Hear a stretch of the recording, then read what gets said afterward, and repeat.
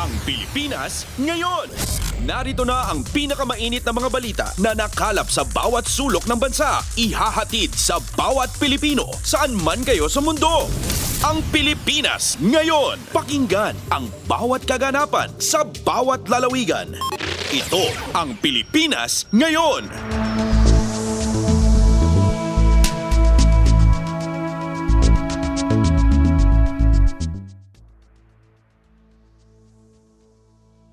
Magandang araw sa ating mga tagapakinig. Welcome po muli sa ating programang Ang Pilipinas Ngayon. Napapakinggan po ninyo saan mang bahagi ng mundo sa pamamagitan ng ating himpilang radyo, Pilipinas World Service ng Presidential Broadcast Service. Napapakinggan po tayo sa Radyo Pilipinas World Service audio streaming sa inyong mga PBS receiver app at sa Radyo Pilipinas World Service official Facebook page at YouTube channel. Ito po si Bea Gaza de Guzman. Samahan po ninyo ako sa kabuuan ng ating programa ngayong araw.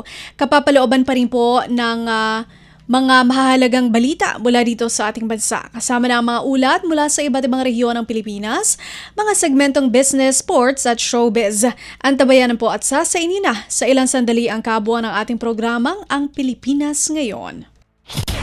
Mga kaganapan sa Kamaynilaan at mga kalapit na lalawigan dito sa Ang Pilipinas Ngayon. Sa ating mga balita, nagsalita na ang Malacanang sa pagkakasangkot ni dating kongresista Zaldico sa mga maanumalyang flood control projects sa bansa. Ayon sa palasyo, resulta ito ng mga ebidensya at mga testimonya na di umano'y pagpapayaman ng dating mambabatas na makikita sa mga ari-ari ang kanyang naipundar. Sa press briefing sa Malacanang, sinabi ni Communications at Palace Press Officer Claire Castro na lumiliit ang mundo ni Ko kaya kinakailangan na nitong depensahan ng sarili. Sa pamamagitan nito ng pagbabanggit ng mga pangalan na walang katibayan at laway lang ang puhunan. Anya, nagtatahi-tahi ng kwento si Ko para sagipin ang sarili mula sa paratang ng pagnanakaw sa kaba ng bayan at palabasin na siya ang biktima at wala siyang pananagutan. Hamon ng Malacanang kay Ko, umuwi na siya sa bansa at harapin ang mga kaso laban sa kanya. Para masagip ang sarili sa paratang ng pagnanakaw sa kaban ng bayan at mapalitaw na siya ang biktima, siya ay magtatahi ng maling kwento laban sa ibang tao. Magtuturo ng iba, puwera ang sarili niya kahit na ang ari-arian niya at ng kanyang pamilya ay nagsusumigaw ng ebidensya laban sa kanya. Ang kanyang naging pahayag, mas nagbunga pa ito ng maraming katanungan imbes na sagutin ang kanyang papel dito sa sinasabing anomalya. Lahat ng mga sinasabi ni Zaldico ay pawang mga imbento lamang, walang basihan, walang ebidensya. Umuwi muna siya sa Pilipinas at sumpaan ang kanyang mga sinabi at harapin ang mga demanda o kaso laban sa kanya. Si Communications Secretary at Palace Press Officer Claire Castro. Pasada ng mga balita mula sa Pilipinas para sa mga Pilipino saan man sa mundo. Ang Pilipinas ngayon. Pangulong Ferdinand R. Marcos Jr. hindi na pinatulan ang mga pahayag ni dating Ako Bicol Party List Representative Zaldico. Magbabalita si Alvin Baltazar. Hindi na pinatulan pa ni Pangulong Ferdinand R. Marcos Jr. ang mga naging pahayag ni dating Ako Bicol Party List Representative Zaldico. Kasunod dito ng dalawang video na inilabas ng dating kongresista na naglalaman ng akusasyon sa punong ekutibo. Ayon kay Pangulong Marcos, ayaw niyang bigyang dignidad ang isinawalat ni Zaldico. Mas maiging magsalita na lang anya siya sa mga hakbang na ginagawa ng pamahalaan para sa mga nabiktima ng bagyo pero wag na lang tungkol kay Ko. Personal na tinungo ni Pangulong Marcos ngayong araw ang Negros Occidental at inalam ang pangangailangan ng mga pamilyang matinding naapektuhan ng Bagyong Tino habang tiningnan din ang lawak ng pinsalang iniwan nito sa lalawigan. Mula sa Palasyo ng Malacanang para sa Bagong Pilipinas, Alvin Baltazar, Radyo Pilipinas, Radyo Publiko.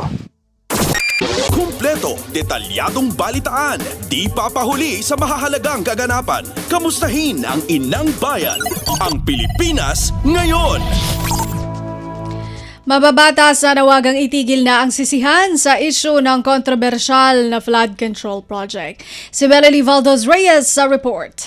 Nanawagan si Tingog Party List Representative Jude Asidre na itigil ng sisihan kaugnay ng issue sa flood control projects. Ayon kay Asidre, suportado niya ang direktiba ni Pangulong Ferdinand Marcos Jr. na mag-focus ang investigasyon sa mga totoong issue at hindi sa mga personalidad na isinasangkot ng walang basihan. Malugod din niyang tinanggap ang naging paglilinaw ng Pangulo na walang ebidensyang nag-uugnay kay dating Speaker Martin Romualdez sa anumang irregularidad dahil wala umanong sapat na dokumento o patunay na sumusuporta sa mga akusasyon laban dito. Diin ng party list solo ng investigasyon ay dapat nakatuon lamang sa mga totoong may kinalaman sa flood control mess, hindi sa mga pilit na isinasama kahit walang resibo, walang dokumento, testigo, walang link at puro espekulasyon lamang. Anya ang pahayag ng Pangulo ay isang reality check para sa mga nagkakalat ng aligasyong walang sapat na pruweba. Dagdag pa ng mambabatas, ang paglilinaw ng punong ehekutibo ay nagsisilbing proteksyon sa publiko laban sa mga narratives na naglalayong ilihis ang atensyon mula sa tunay na issue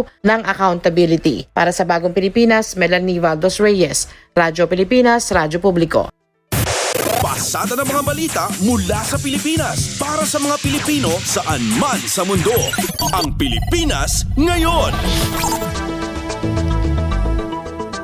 Chairman Emeritus Dr. Jose Antonio Goytia binigyang diin na walang batayan ng mga paratang laban kay Pangulong Ferdinand R. Marcos Jr. May report si Lawrence Tanhoco.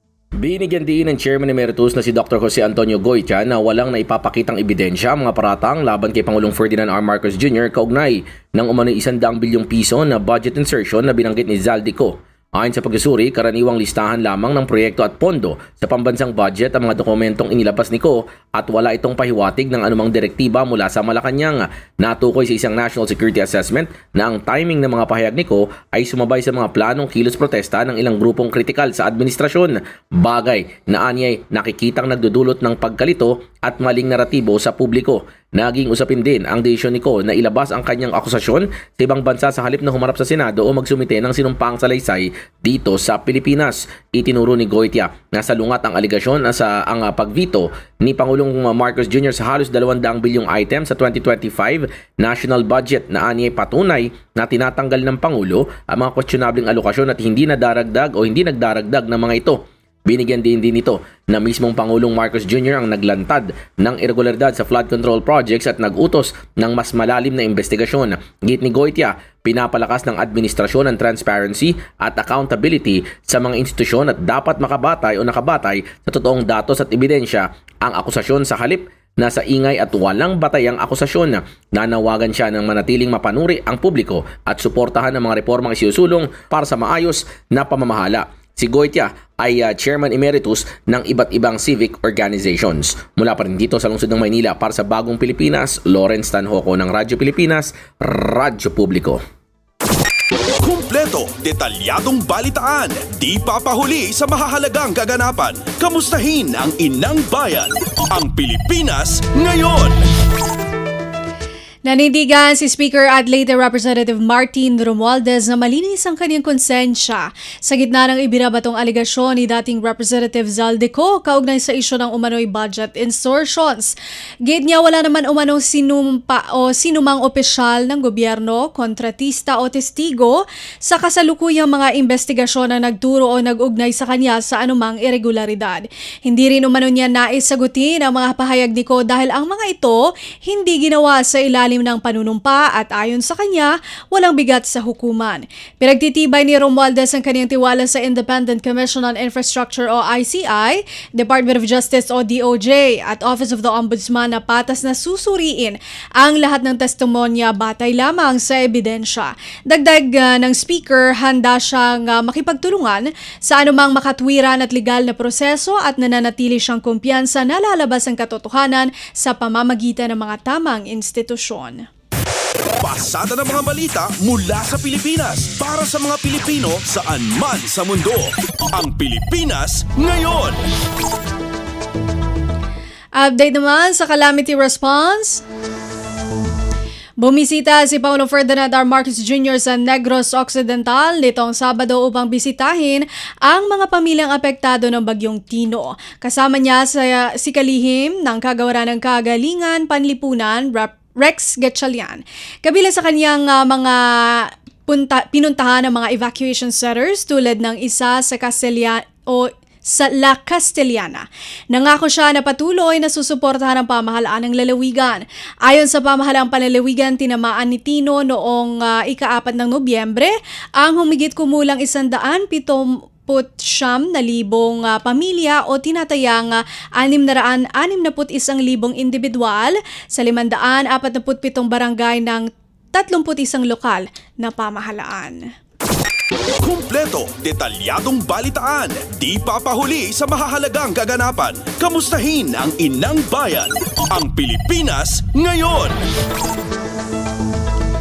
Pinasimulan na ng Department of Agriculture ang agarang pamamahagi ng tulong at farm inputs para sa mga magsasaka at mangingisda na nasalanta ng mga bagyong Tino at Uwan. Sinabi ni Agriculture Secretary Francisco Chu Laurel Jr. na aabot sa 2 bilyong piso ang halaga ng pinsala sa abaka, niyog at palaisdaan. Tiniyak ng kalihim na nakapaghanda na ang ahensya ng Post-Typhoon Assistance para sa mga magsasaka at mangingisda upang sila ay mabilis na makabangon mula sa kalamidad. Naglaan ng Philippine Crop Insurance Corporation ng 251 milyong piso upang bayaran ang mga naka-insured na magsasaka sa kanilang pagkalugi. Binuhay din ng DA ang kanilang Quick Response Fund at Survival and Recovery Loan Program. Bukod sa alok na pautang ng SURE program at ang pagpapalabas ng 1 bilyong piso ng Department of Budget and Management upang dagdagan ang QRF ng DA. Tiniyak naman ni Secretary Chu Laurel na may sapat na supply ng bigas ang bansa pagpasok ng 2026 upang punan ang 70 araw na pangangailangan. Pasada ng mga balita mula sa Pilipinas para sa mga Pilipino saan man sa mundo. Ang Pilipinas ngayon. Mabilis na kumilos ang Department of Information and Communications Technology o DICT upang maibalik ang komunikasyon sa Catanduanes matapos ang pananalasa ng Super Typhoon Uwan. Pinangunahan ni Assistant Secretary June Vincent Manuel Gaudan ang on-the-ground operations na sinimulan bago pa man tumama ang bagyo sa ipinagpatuloy sa kasagsagan ng relief efforts. Kasabay ng pagbisita ni na Pangulong Ferdinand R. Marcos Jr. at mga lokal na opisyal, iniulat ng DICT ang pagdeploy ng karagdagang Starlink units para sa emergency communications kabilang mga installation sa Tubli Elementary School at LGU Caramoran. Naglagay rin ang ahensya ng free Wi-Fi at charging stations para sa mga residente at nagsagawa ng assessment sa Provincial Emergency Operations Center upang matiyak ang tuloy-tuloy na koordinasyon. Umabot sa 37 Starlink units ang ipinamahagi sa buong probinsya kung saan 21 aktibong free Wi-Fi sites na ang nakapagseserbisyo sa 11 lokal na pamahalaan, district hospitals at sa provincial EOC. Bahagi ito ng OPLAN, konektadong matatag.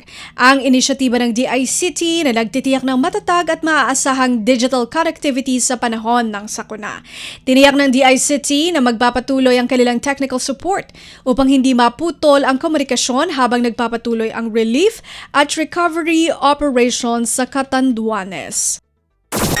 Kumpleto, detalyadong balitaan, di papahuli sa mahahalagang kaganapan. Kamustahin ang Inang Bayan, ang Pilipinas ngayon.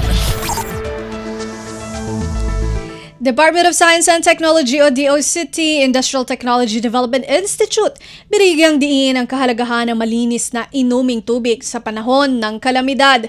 Si Manuel Francisco sa detalye. Matapos ang magkasunod na pananalasa ng bagyo sa Pilipinas, binigyan diin ng DOST Industrial Technology Development Institute ang kahalagahan ng kanilang inobasyon sa pagtiyak ng malinis na inuming tubig gamit ang Safe Waters Technology na isang portable water disinfection system.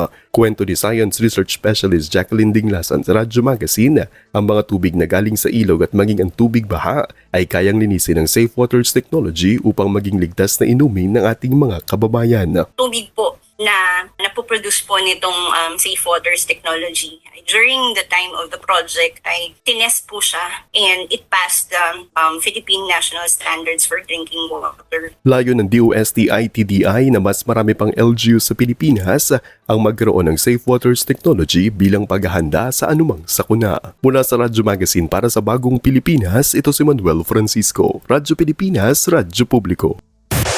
Pasada ng mga balita mula sa Pilipinas para sa mga Pilipino saan man sa mundo. Ang Pilipinas ngayon. Bansa Australia magbibigay ng $3 milyong na humanitarian assistance sa Pilipinas. May ulat si Quincy Kahilig. Nagpahayag ang pamahalaan ng Australia ng kahandaan nitong magbigay ng 3 million Australian dollars o katumbas ng 115.9 million pesos na humanitarian assistance upang mapaigting pa ang relief operations ng pamahalaan matapos ang pananalasa ng Bagyong Tino at Super Typhoon Uwan. Sinabi ni Australia Ambassador to the Philippines Mark Ines Brown na nakahandang umagapay ang Australia sa pagtugon ng pamahalaan ng Pilipinas sa mga pangangailangan ng mga tinamaan ng kalamidad gaya ng in-country shelter, water sanitation, hygiene, health services at food assistance. Kasabay nito, pinuri ng Australian Ambassador ang administrasyon ni Pangulong Ferdinand R. Marcos Jr. sa agarang pagresponde nito sa mga nangyaring kalamidad. Matatandaan nitong Buwebes ay binisita ni Pangulong Marcos Jr. ang lalawigan ng Catanduanes upang personal na malaman ang kalagayan ng mga sinalanta ng Super Typhoon doon. Inatasan din ng Pangulo ang mga ahensya ng pamahalaan na ipagpatuloy ang pagbibigay ng ayuda at tulong sa mga apektadong residente upang makabangon ang mga ito sa lalong madaling panahon. Mula dito sa Manila, para sa Bagong Pilipinas, Quincy Kahilig, Radyo Pilipinas, Radyo Publiko. Kumpleto, detalyadong balitaan, di papahuli sa mahahalagang kaganapan. Kamustahin ang inang bayan, ang Pilipinas ngayon. Sa iba pang balita, Department of Migrant Workers o DMW at International Seafarers Welfare Assistance Network nagkasundo sa pagpapalakas ng ugnayan nila para sa pagpapabuti ng kapakanan ng mga Pilipinong mandaragat at kanilang pamilya. Si Ray Ferrer sa report.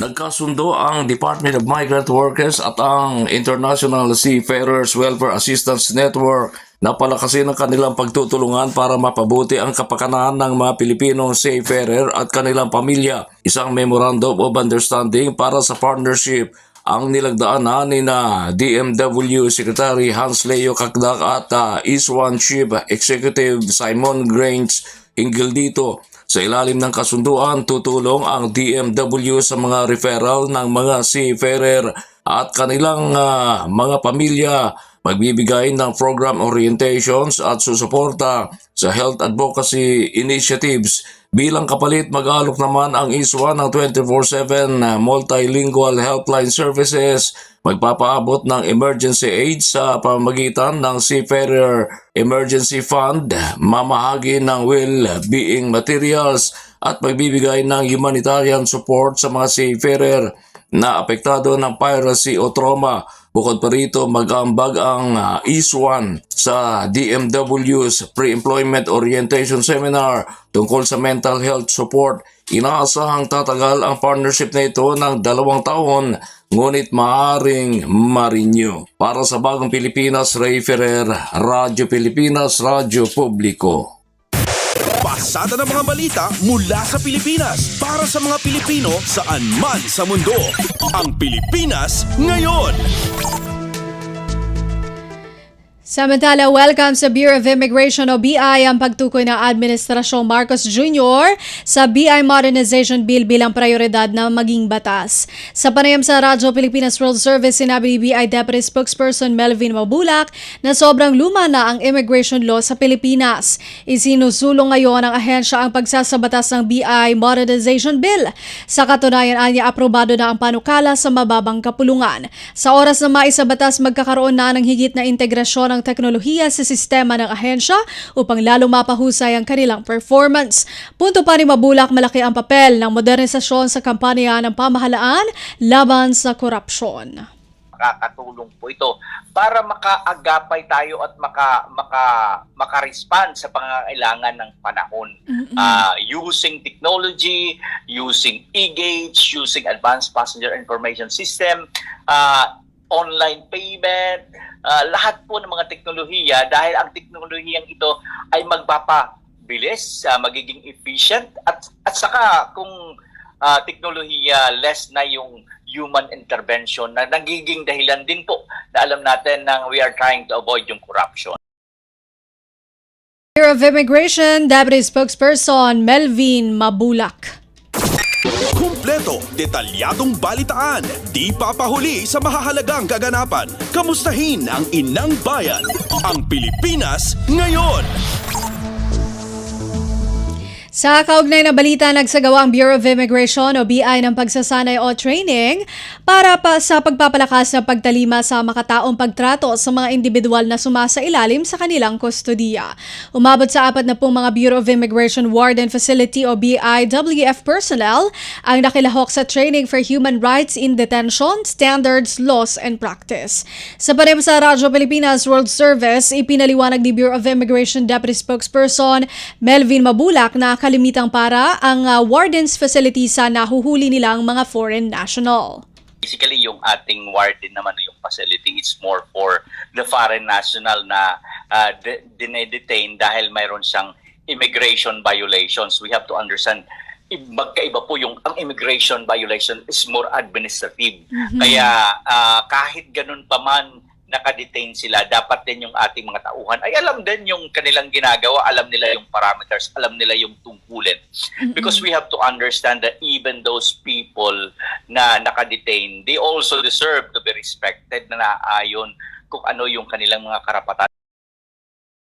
Sunod pa rin ang hakbang na ito sa direktiba ni Pangulong Ferdinand R. Marcos Jr. hinggil sa pagsusulong at pagprotekta ng karapatang pantao sa lahat ng institusyon at ahensya ng pamahalaan. Pasada ng mga balita mula sa Pilipinas para sa mga Pilipino saan man sa mundo. Ang Pilipinas ngayon.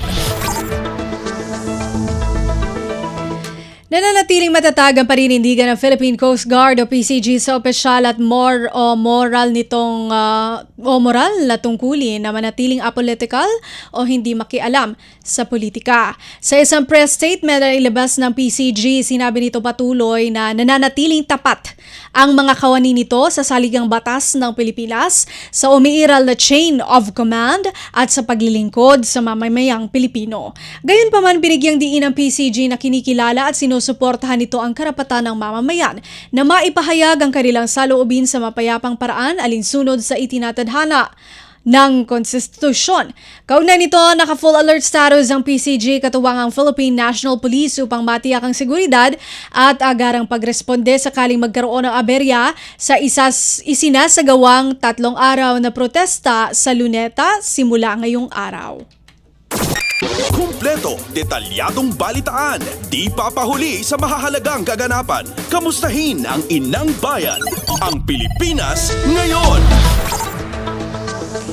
At yan po ating nakalap ng mga national news. Antabayanan po ang ating pagbabalita sa mga kaganapan sa ating mga rehiyon para sa regional news. Narito po ang mga paalala. Mabilisang trivia, dagdag talino. Heto na ang Dagling Kaalaman. Mga kababayan, maging alerto sa rainfall advisories ng Pag-asa. Yellow Rainfall Advisory. Kapag malakas ang ulan, mula 7.5 hanggang 15 mm sa loob ng 1 oras, mag-ingat dahil posible itong magdulot ng pagbaha sa mababang lugar. Orange Rainfall Advisory. Mas malakas na ulan, mula 15 hanggang 30 mm. Malaki ang posibilidad ng pagbaha, kaya maghanda at maging alerto. Red Rainfall Advisory. Emergency na ito. Higit 30 mm ng ulan sa loob ng 3 oras o higit pa. Kapag nakataas ang red advisory sa inyong lugar, huwag mag-aksaya ng oras. Agad na lumikas para sa kaligtasan ng inyong pamilya. Maging handa, makinig sa abiso at laging unahin ang kaligtasan. Kaunting kaalaman na malaking dagdag talino. Abangan muli ang susunod na Dagling Kaalaman. Mas pinadali na ang government transactions sa tulong ng eGovPH Super App. Pwedeng-pwede mo nang magawa ang lahat ng ito. I-download ang eGov app sa iyong smartphone o tablet mula sa App Store o Google Play Store. Pagkatapos, ilagay ang iyong mobile number at i-authenticate gamit ang one-time PIN o OTP para marehistro ang iyong account. Saka ilagay ang iyong mga pangunahing impormasyon at kumpletuhin ang facial recognition technology para sa verifikasyon ng iyong pagkakakilanlan. Para sa mas mabilis at mas maayos na serbisyong panggobyerno, gamitin na ang eGovPH Super App. Balita mula sa lalawigan sa bawat rehiyon ng ating bayan. Dito sa Ang Pilipinas Ngayon. Nagbabalik ang Pilipinas Ngayon. Narito na po ang mga balita para sa ating regional news ngayong araw na ito. Super Typhoon Uwan nag-iwan ng mahigit 150 milyong piso na inisyal na pinsala sa agrikultura sa Cagayan. Magbabalita si Dina Villacampa. Dakal mga nainalugyan na minakusetsa iraga futa badyo nga 1. Da inisyal nga naalawa na report ng Provincial Agriculture Office na gafuta ngamin na ilita probinsya, iga nga na imaturo 150 million pesos nga nadaral na badyo tamula ira. Irayaw yari na kadaral nga mangi, amay, gulay, antremiski, tamanago, gafuta pa baha na uran na 1. Igay 8,623 nga minakusetsa andre mangisesera ira inapektaran. Pinakadakalan tan nadaral ay amay na igay imaturo 100 million pesos. Tuloy-tuloy paga ipaki-ordinate the Office of the Provincial Agriculturist na duro mairang Municipal Agriculture Office tapeno maman ira no siniya rin apektaran tabadyo tapeno insegida ira mayawa tanto fun nagafut na probinsya. Nato ni balita nagafuta syudad at gigaraw yaw si Dina Villacampa para ta Radyo Pilipinas World Service. Balita mula sa lalawigan sa bawat rehiyon ng ating bayan. Dito sa Ang Pilipinas Ngayon. Maraming salamat kay Dina Villacampa. Baguio City, kinilala ng Bureau of Local Government Finance sa mataas na growth rate sa locally revenue collection sa nakalipas na taon. Si Joseph Cabanas ng RP Baguio sa balita.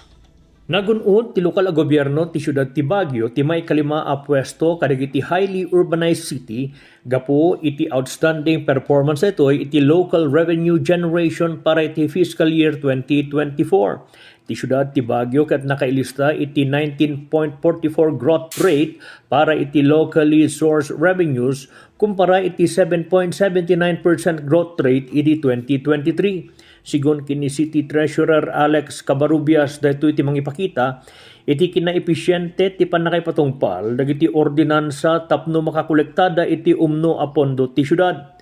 Ti panakaipaay ti pamadayaw ket kagiddan iti 38th anniversary ti Bureau of Local Government Finance sadyay SMX tagig iti laeng nabiit. Kinunamat ni Mayor Benjamin Magalong adaytoy a rekognasyon ket bunga iti nasaya at a kolaborasyon ken napigsa a commitment ti syudad para iti nasaya at a fiscal governance, epektibo a revenue collection ken sustainable a local development. Amin dagitoy ket agturong iti nasaya at a serbisyo para iti publiko. Manipod ditoy syudad iti Baguio, siak ni Joseph Cabanas, Radyo Pilipinas World Service. Balita mula sa lalawigan sa bawat rehiyon ng ating bayan. Dito sa Ang Pilipinas Ngayon. Maraming salamat kay Joseph Cabanas. 10,000 Department of Social Welfare and Development o DSWD family food packs matagumpay na naihatid sa Catanduanes ng Joint Foreign Disaster Relief Mission ng Pilipinas at Estados Unidos. Detalye mula kay Rosie Nieva ng RP Virac.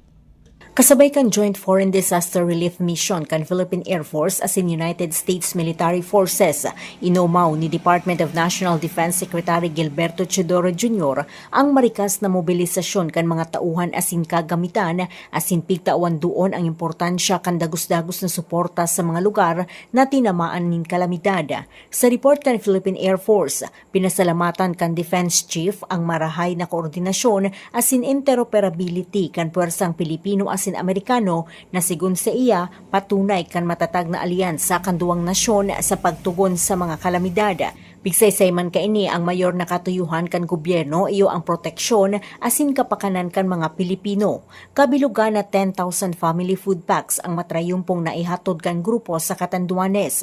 Naging matrayumpo man ang ginibong aerial relief operation sa paagi kan pagbabayanihan kan PAF, Philippine Army asin DSWD. Gikan sa RP Virac, ako si Rosie Nieva para sa Radyo Pilipinas World Service. Balita mula sa lalawigan sa bawat rehiyon ng ating bayan. Dito sa Ang Pilipinas Ngayon. Maraming salamat, Rosie Nieva. Philippine Coconut Authority o PCA magsasagawa ng Coconut Farmers and Industry Development Plan, Mobile Health Services and Information, Caraba. Magulat si Paul Tarosa ng RP Iloilo.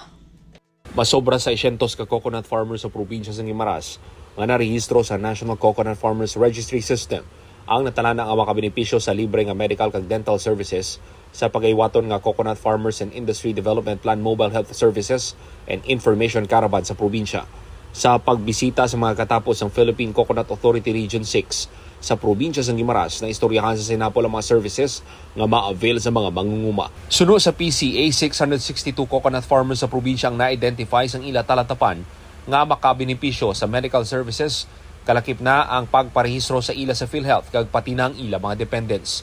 Ang aktibidad hiwaton sa Nobyembre 17 tubtob 18 sa Guimaras Electric Cooperative Covered Gym San Miguel Hordan, Guimaras. Bugo sa suporta ni Governor Lucille Nava sa kaywatan sang PCA para sa mga coconut farmers sa probinsya sang Guimaras. Nagikan sa RP Iloilo, ini si Paul Tarosa para sa Radyo Pilipinas World Service. Balita mula sa lalawigan sa bawat rehiyon ng ating bayan. Dito sa Ang Pilipinas Ngayon. Lanao del Sur nagpaabot ng tulong sa mga nasalanta ng Bagyong Tino sa Cebu. Balitang hatid ni Alwidad Bashir ng RP Iligan. Miya kapanabang agyang kaiyaingid tinwa Lanao del Sur ko mga pamilya agya apektado no sumyagadamala a Bagyong Tino. Badilaboron sumabang sa tanwa mga bang sa Morosi sa pitibara ng mga ingad sa Interwas, Cebu. Sidin si Governor Mamintal Bumbit Alonto Adyong Jr., a Provincial Government of Lanao del Sur, imala amya guluwang kumapa na ba nga inuit sa ingad sa Cebu. Inpadayra noon na opisina National Commission of Muslim Filipinos Santa ka NCMF, agugyang kaiya League of Municipalities o LMP, Lanao del Sur Chapter. Malawta pinikilayag yang kaya mga uluan tanong sa ingad na sukapagisaysa sa Nudutaraya Masa. Akinang lang tanong Nutartanwa Filipino, lagid din so Muslim, anta ka na Muslim. Gede na uluan Mambua LMP, Lanao del Sur Chapter. Mayor Ali Sumandar ay nadapiaga po na pinanaluan ni Ran sumabang sa tanos dan makauhup sa apian tonono na pikla siya tabang at kisampay kumapagaritano sa Cebu. Laboron sa mga grupo agu organization. Akalalayaman na di mamanabang kupiti barangan ng mga kaswaswa sa Gisulad agu Leo, Lanao del Sur. Kapupon si Sagyang Kaiya Ingat Dailigan City sa si Alwidad Bashir para sa Radyo Pilipinas World Service. Balita mula sa lalawigan sa bawat rehiyon ng ating bayan. Dito sa Ang Pilipinas Ngayon. Maraming salamat kay Alwidad Bashir.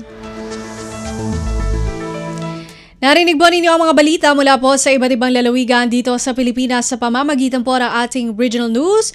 Susunod po ang ating balitang negosyo at kalakalan at balitang pampalakasan mula kay Leo Magpayo sa pagbabalik po iyan ng programang Ang Pilipinas Ngayon makalipas ang ilang mga paalala. Itinuloy na po natin ang zero balance billing. Libre po. Ibig sabihin, ang serbisyo sa basic accommodation sa ating mga DOH na ospital, wala nang babayaran ang pasyente. Po, ang dami pong challenge, hindi po namin alam kung saan namin kukunin, ganon, nag-iisip kung paano namin mababayaran. Siyempre po, masayang-masaya, super saya po dahil na zero billing po kami. Opo, malaking ano po talaga, malaking tulong po. Mabilis lang din po. Bayad na ang bill ninyo. Uulitin ko, wala nang kailangan bayaran ng pasyente basta sa DOH Hospital dahil bayad na po ang bill ninyo. Naiyak ako kasi sobrang saya. Maraming salamat po, Mr. President Bongbong Marcos Jr. Hindi kami nagkamali ng taong ihinalal. Alam mo kung ano mas nakakatakot sa baha? Di yung binaha ka na nga, nagkasakit ka pa. Kaya tandaan ang 3 tips na ito para iwas sakit kapag may pagbaha. Una, make sure na malinis ang tubig na iinumin. Pakuluan muna kung ito'y galing sa gripo dahil pwedeng meron itong contaminants mula sa baha. Pangalawa, lutuing mabuti ang mga gulay, karne, isda at iba pang pagkain. iwasan muna ang pagkain ng mga hilaw katulad ng prutas at gulay na hinuhugasan lamang sa gripo. At pangatlo, huwag lumangoy sa baha. Pwedeng makapulot dito ng kung ano-anong sakit katulad ng leptospirosis at diarrhea. O yan ha, huwag mo kalimutan yan. Stay safe mga kababayan. Dahil #panatag ang may alam. Maging panatag Pilipinas. Paano nga ba mag-register para magkaroon ng schedule sa Bagong Pilipinas Presidential Action Center? Narito ang mga dapat gawin. Gamit ang iyong mobile device, pumunta sa eGovPH app. Pwede itong i-download mula sa Apple App Store o sa Google Play Store. Gumawa ng account. Ilagay ang email address, valid mobile number, pagkatapos ay makakatanggap ka ng one-time code sa iyong email. Gamitin ang code sa eGov app para sa verification ng iyong account at ng mga impormasyong ibinigay. Congratulations! Meron ka ng eGovPH app account. Pwede mo na ma-access ang iba't ibang serbisyo ng gobyerno kabilang ang mga serbisyo sa Bagong Pilipinas Presidential Action Center.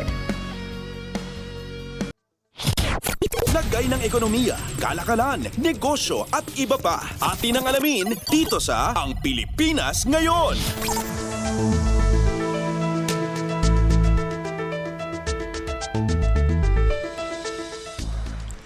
At nagbabalik po ang ating programang Ang Pilipinas Ngayon. Samantala, narito naman po ang balitang negosyo at kalakalan.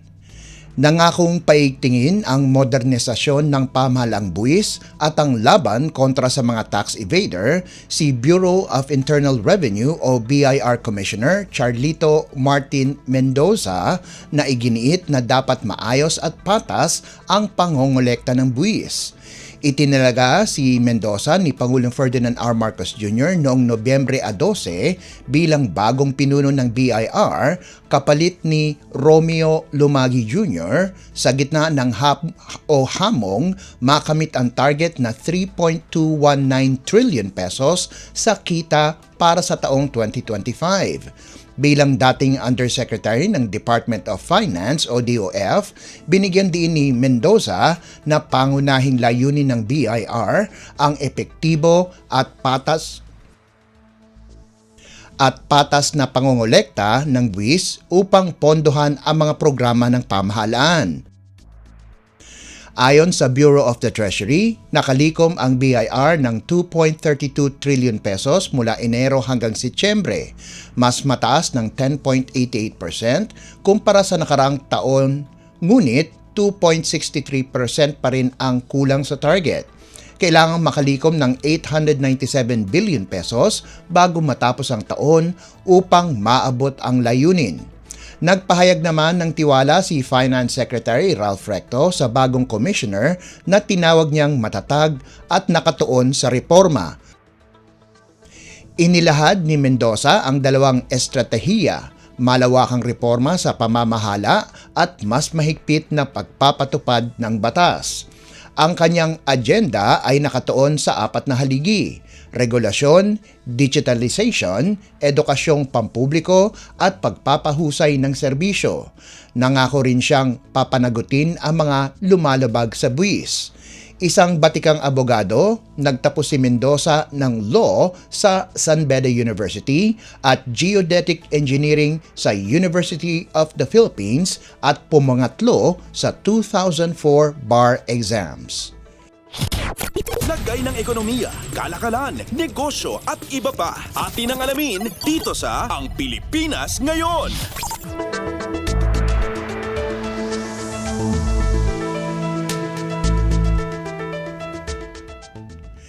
Mahigpit ng ipinatutupad ng Bureau of Fisheries and Aquatic Resources o BIFAR ang 3 buwang ban sa commercial fishing sa Zamboanga Peninsula at Visayan Sea.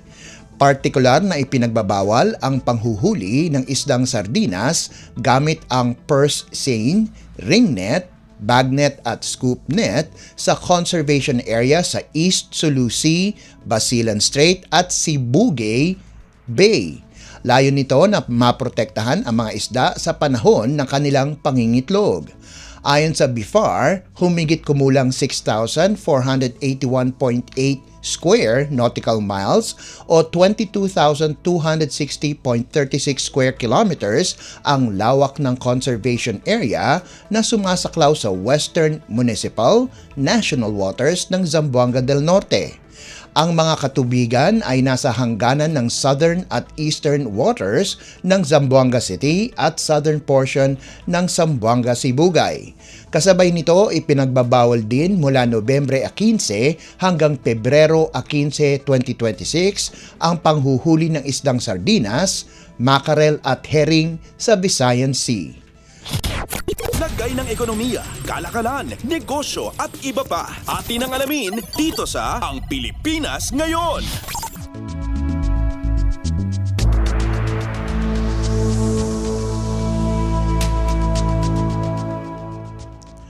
Inaasahang tataas muli ng hanggang piso at 50 sentimo kada litro ang presyo ng langis ngayong linggo, bunsod ng patuloy na kakulangan sa supply na bahagi ay dulot ng parusa ng Estados Unidos sa ilang tagagawa ng langis sa Russia. Batay sa galaw ng presyo sa Asian benchmark na Mean of Platts Singapore o MOPS at sa palitan ng dolyar, tinatayang tataas ang presyo ng diesel ng piso hanggang piso at 20 sentimo kada litro, habang ang gasolina ay posibleng tumaas ng piso at 30 sentimo hanggang piso at 50 sentimo kada litro. Ayon kay Leo Bellas, presidente ng Jetty Petroleum, nanatiling mataas ang presyo ng diesel dahil sa limitadong supply na dulot ng pagsasara ng ilang refinery at sa pangamba na mas lalala pa ang kalagayan ng kalakalan dahil sa parusa ng mga bansa sa kanluran laban sa langis ng Russia. Dagdag ni Bellas, patuloy ding tumataas ang presyo ng gasolina dahil sa inaasahang kakulangan sa supply, matatag na demand sa rehiyon at pagbaba ng export mula sa mga pangunahing tagagawa dulot ng mga aberya at planadong pagsasara ng refinery. Sinabi ni Bellas na inaasahang unti-unting bababa ang pressure sa presyo habang bumabalik sa operasyon ang mga refinery matapos ang seasonal turnaround. Ang inaasahang dagdag presyo ay magiging ikapitong sunod na taas sa gasolina at ikaapat sa diesel, kasunod ng 50 sentimo kada litro sa gasolina at piso sa diesel nitong nakalipas na linggo. Subalit hindi ipinatupad ang taas presyo sa mga lugar na matinding tinamaan ng bagyo. Nananatili pa rin ang presyo ng kerosene at iba pang pangunahing bilihin mula Nobyembre 7 matapos ideklara ng Malacanang ang State of National Calamity. Lagay ng ekonomiya, kalakalan, negosyo at iba pa. Atin ang alamin dito sa Ang Pilipinas Ngayon.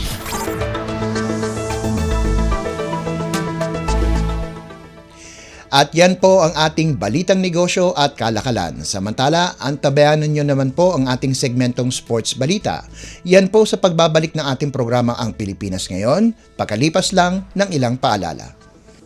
This is a public service announcement. Maging handa sa oras ng sakuna. Para sa iyo at sa iyong pamilya, laging siguruhin. Go Bag ay nakahanda at naglalaman ng mga sumusunod. Ilang pirasong damit, ready-to-eat na pagkain at inuming aabot ng 3 araw. Personal na gamit para sa inyong hygiene. First aid kit kabilang ang alcohol, bandages, gamot sa lagnat, ubo at sipon, pati na rin ang inyong vitamins at maintenance medicines. Maglagay ng pito, flashlight, lighter o posporo. Huwag kalimutan ang mga charger o power bank. At higit sa lahat, isama ang mga importanteng gamit gaya ng inyong mga legal na dokumento, IDs, ATM o passbook, insurance at iba pa. This is a public service announcement. Public service announcement from PBS, Presidential Broadcast Service, and Radyo Pilipinas.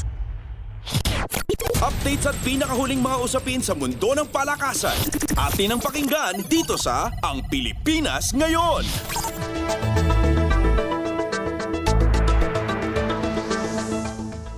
At nagbabalik po ang ating programang Ang Pilipinas Ngayon. Narito naman po ang sports balita. Nakamit ng rain or shine ang makapagpigil hiningang 91-89 panalo kontra TNT sa PBA Season 50 Philippine Cup nitong Sabado na ginanap sa Aquilino Pimentel Jr. Convention Center sa Cagayan de Oro. Bumawi ang Elasto Painters mula sa 18 puntos na pagkakaiwan sa pamamagitan ng mahigpit na depensa na pumigil sa tropang 5G na makascore ng higit sa 8 puntos sa huling yugto. Umiskor si Gabe Norwood ng 8 sa kanyang 16 na puntos sa fourth quarter habang nagdagdag si Gian Mamuyak ng 14 na puntos upang tulungan ang Rain or Shine na makabawi mula sa 24-6 na simula. Lamang ang TNT sa 74-81 o 81 pagpasok ng huling quarter, ngunit bumunot ang Rain or Shine ng 7-0 run upang kunin ang 83-81 abante. Sa dikdikang laban, si Andre Karakut ang naging bayani matapos ang baseline floater na tumama bago ang shot clock buzzer para sa 90-89 kalamangan. Matatag ang depensa ng ROS sa huling segundo, hindi piniyagan sina Ray ng Batak, Roger Pogoy at Jordan Heading na makabawi.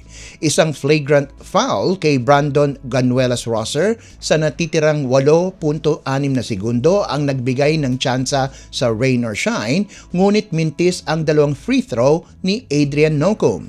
Napanatili ng ROS ang bola at isang split free throw mula kay Jonard Clarito ang nagdagdag ng isa pang puntos. Huling tsansa ng TNT, ngunit sablay ang tirada ni Pogoy. Natigil ang 4 na magkakasunod na panalo ng TNT habang umangat sa 6-2 ang record ng Rain or Shine.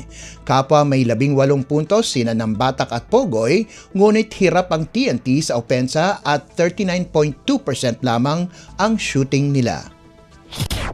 Updates at pinakahuling mga usapin sa mundo ng palakasan. Atin ang pakinggan dito sa Ang Pilipinas Ngayon.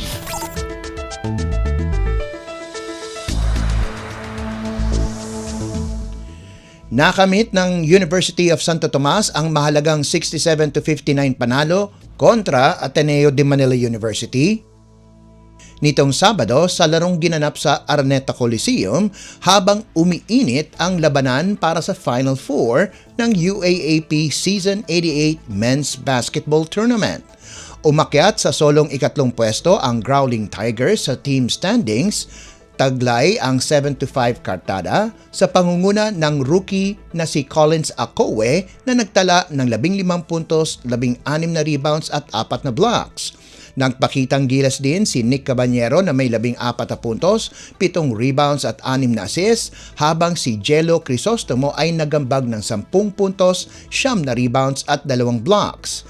Bagamat naiiwan ng 10 puntos sa unang bahagi, bumawi ang UST at lumamang 61-55 sa huling minuto. Isang mahalagang tirada ni Cabanyero sa natitirang 2 minuto at 21 segundo ang nagpalobo sa lamang sa 8. Sinubukang bumawi ng Ateneo, ngunit pinigil ito ni Akowe at Crisostomo sa pamamagitan ng mga crucial blocks kina Dom Escobar at Kimani Ladi, sapat upang walisin ng UST ang season series kontra Blue Eagles. Pumapangatlo ngayon ang UST sa likod ng National University na may 11-2 record, University of the Philippines na may 8-3 kartada at sinundan sila ng De La Salle University na may 6-4 baraha. Nanguna si Ladi para sa Ateneo na may 12 puntos sa 4 of 12 shooting habang may 8 puntos at 8 rebounds si Escobar. Bumagsak sa 5-6 ang Blue Eagles, tabla sa Adamson University sa ikalima at ika-6 na pwesto, may 3 laro na lamang sa eliminations. Updates at pinakahuling mga usapin sa mundo ng palakasan. Atin ang pakinggan dito sa Ang Pilipinas Ngayon.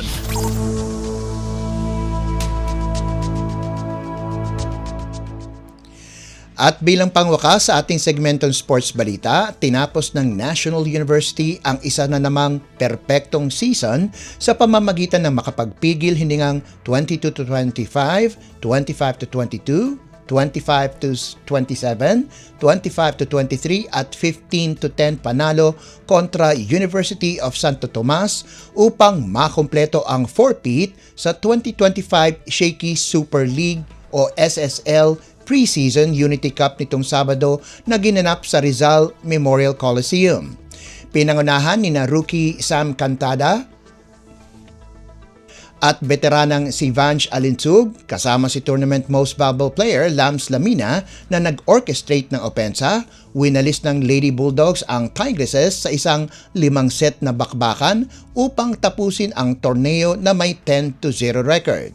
Umiskor si Cantada ng 24 na puntos mula sa 20 kills, 2 service aces at 2 blocks, si Alintsug ng 19 na puntos, habang si Kay Bombita ay may 14 na puntos. Si Lamina na tinanghal ding best setter ay may 25 excellent sets, habang si Abigail Pono ay may 26 upang tulungan ang NU sa kabuang 65 kills. Si Shaira Hardio ang sandigan sa depensa na may 18 excellent digs at 11 excellent receptions, dahilan upang tanghalin siyang bilang best libero.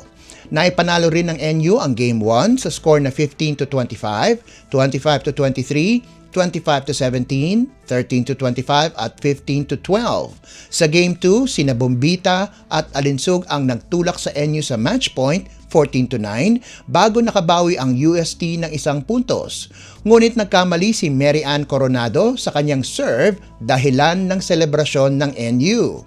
Hindi nakalaro si Angge Poyos dahil sa isang injury. Nanguna si Saiza Gula sa UST na may 16 na puntos, sinundan nina Julia Balingit na may 13, Regina Jurado na may 12 puntos at Marga Altea na nagtapos na may 11 puntos. Si Jurado ang best opposite spiker habang sina Gula at Altea ay ang second best outside at middle blocker ayon sa pagkakasunod. Nakuha ni Shaina Nitura ng Adamson at Champs Maaya ng NU ang first best outside spiker at middle blocker. Updates at pinakahuling mga usapin sa mundo ng palakasan. Atin ang pakinggan dito sa Ang Pilipinas Ngayon.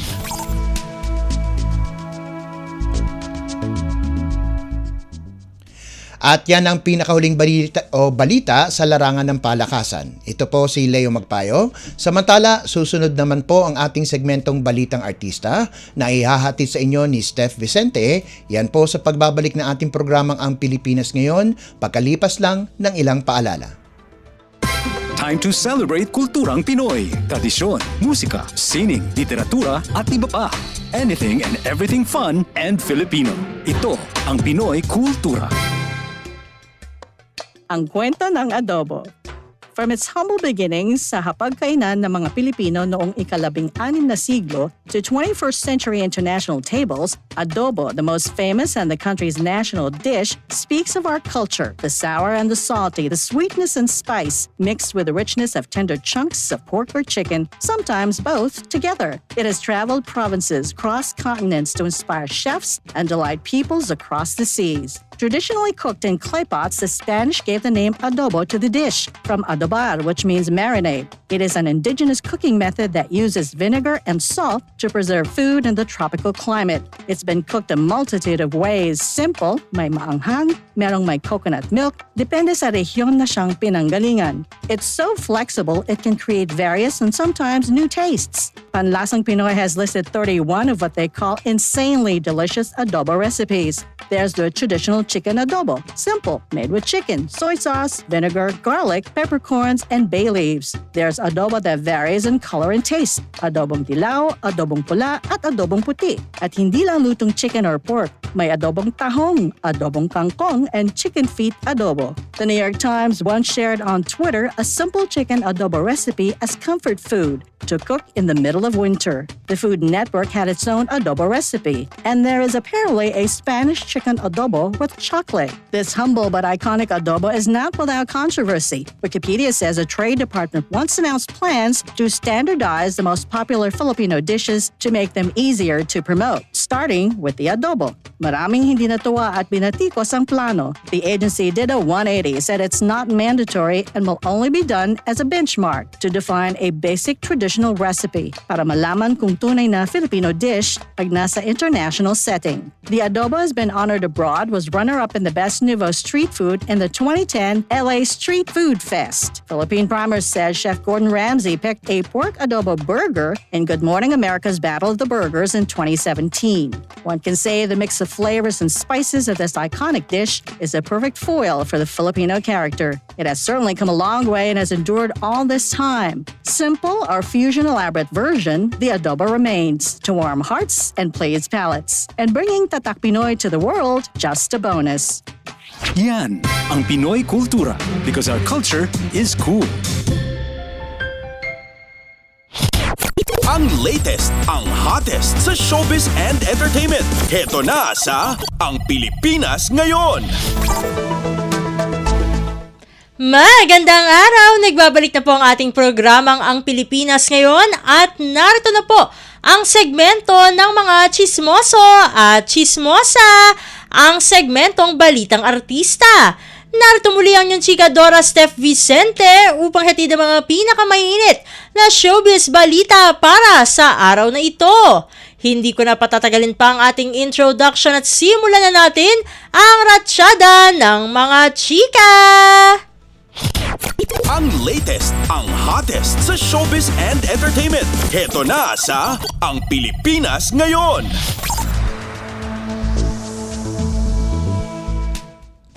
Todo ang pagka-daring ni Andrea Brillante sa calendar for 2026 ng isang brand ng rum na sabi niya ay mga idea niya at kitang-kita nga ito sa kanyang dance number sa press launching at mga concept ng mismong kalendaryo.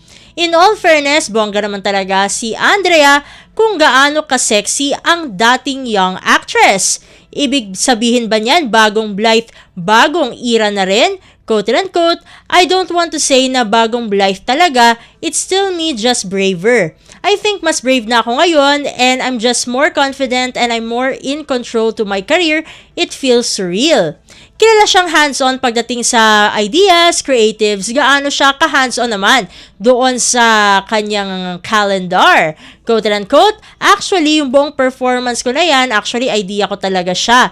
Yung song na yan, na-discover ko when I was 13 and teenager lang ako tapos lagi kong ini-imagine what if or what it really feels to be a woman. Kasi yun yung title ng song, Man, I Feel Like a Woman by Shania Twain. Sabi ko, sana magka-moment ako ng ganyan and then nung nag-present sila sa akin, may presentation na, nag-present sila ng performance and everything, sabi ko, feeling ko ito yung bagay, lalo na kung nasaan ako ngayon being a woman talaga. Yung damit, petals and everything, I'm really hands-on. Yan ang pagkukwento niya pagkatapos ng official launching niya. Ang latest, ang hottest sa showbiz and entertainment. Heto na sa Ang Pilipinas Ngayon. Sa iba pang mga chika, tinanggihan pala ng aktres na si Nadine Lustre na mag-endorse ng isang brand ng soft drinks na paborito ng maraming Pinoy. Ang katwiran daw ni Nadine, hindi na kasi siya umiinom ng soft drinks. At ang talent fee na offer para sa nasabing endorsement ay tumataginting na 10 milyong piso. Vegan lifestyle na kasi ang aktres kaya yun nga, hindi na nga siya umiinom ng soft drinks. Ang latest, ang hottest sa showbiz and entertainment. Heto na sa Ang Pilipinas Ngayon. And speaking of Nadine Lustre, inamin ni Isa Pressman na nag-text siya kay Nadine bago nila isinapubliko ang relasyon nila ni James Reid. Kabilang nga ito sa mga inamin ni Isa sa kanyang naging interview na kinonduct ng veteran broadcaster na si Karen Davila. Quote-unquote, before we went out in public, I messaged Nadine, of course, out of respect for them. I told her we started dating. I really want to see where this is gonna go. She was so kind. Good morning. To be honest, that's been a lifetime ago, but I appreciate you telling me. I wish you guys the best of luck. Yan ang pag-alala nga nitong si Isa. Sabi pa nga niya, quote-unquote, from then, everything's clear, everything's good, let's go out in public, and so we did. We went to a Harry Styles concert because it was so casual, nothing to hide, suddenly all the bashing came again. Actually, 2020 pa split sina James at Nadine pero parang hindi pa nakaka-move on ang kanilang fans. In fact, binabash na naman si Isa dahil sa sinabi niyang ito at tinatawag pa nga siyang ahas. Ang latest, ang hottest sa showbiz and entertainment. Heto na sa Ang Pilipinas Ngayon. Naku, konti lang ang oras natin para sa ating segmentong Balitang Artista. Maraming salamat mga kachismis para sa inyong pakikinig sa ating segmento. Ako muli ang inyong chikadora, Steph Vicente, para sa Radyo Pilipinas World Service. Nagbabalik na po ang ating kasamang si Bea Gaza de Guzman. Ang latest, ang hottest sa showbiz and entertainment. Heto na sa Ang Pilipinas Ngayon.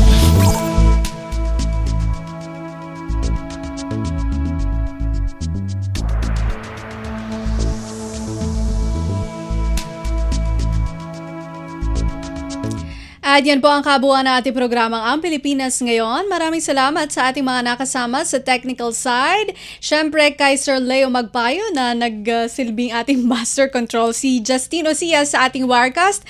Maraming salamat din sa ating executive producer Steph Vicente na siya ring naghatid ng ating showbiz balita sa mga nagulat mula sa iba't ibang lalawigan ng ating bansa para sa ating regional news. At siyempre muli kay Leo Magpayo para sa balitang business at sports.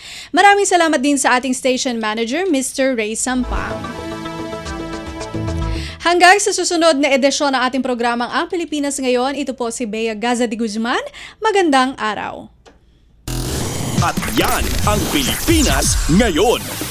Muling samahan sa parehong oras at alamin ang pinakahuling mga kaganapan at balita saan man kayo naroon. Ang Pilipinas Ngayon.